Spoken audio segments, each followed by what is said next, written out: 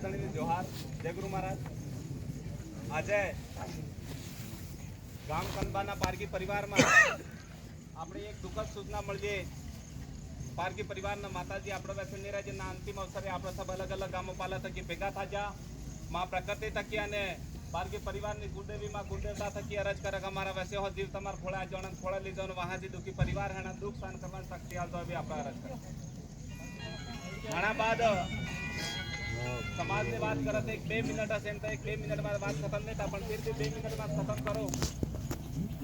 આપણે સમાજમાં જ્યાં જ્યાં બી સ્કૂલ હે અધિકતર એવા ઇલાકા કે જ્યાં સોરન દાવાને આવનામ સમસ્યા રહે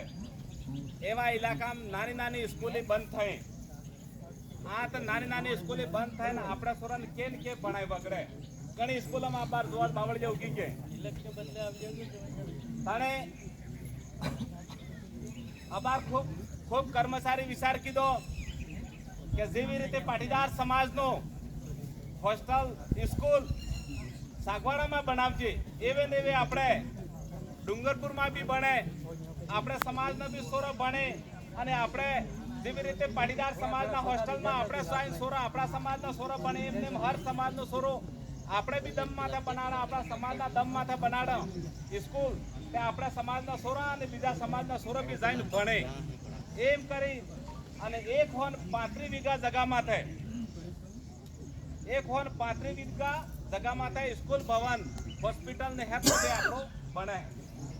જગા લઈ દીધી હે અને કામ ધીરે ધીરે થોડા ટાઈમ બાદ ચાલુ થાય તાણે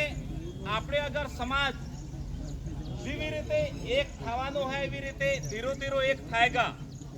તે આપણે સમાજમાં કેન કે એક ટકી બળીને એક અસલ અસલ કામ થાયગા નહીં તો આવનાવાળા ટાઈમમાં માનસિક રૂપા ગુલામ આપણે બનંગા।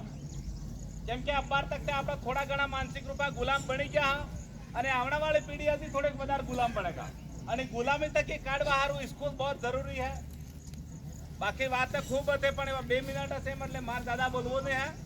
ફરીથી માં પ્રકૃતિ થકી અને પારકી પરિવારની કુળદેવીમાં કુળદેવતા થકી અરજ કરે કે અમારા વસે હો દીવ તમાર ખોળા જોણા નહીં ખોળા લીધો ને મહાજી દુઃખી પરિવાર હે અને દુઃખ સહન કરવા શક્તિ આલતો એવી અરજ કરો। અરે માતે આજે કપડા લઈ જાઓ